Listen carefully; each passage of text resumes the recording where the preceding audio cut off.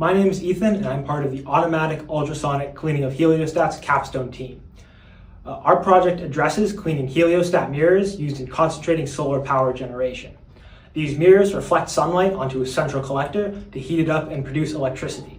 Because these facilities are often located in sunny areas like deserts, the mirrors get dusty, reducing their reflectivity, and current cleaning methods use a lot of labor and water. To address this, our team made a prototype system that uses ultrasonic cleaning.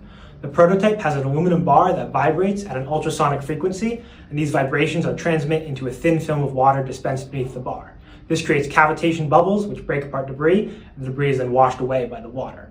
This whole cleaning module is translated over the mirror surface using an automatic gantry system.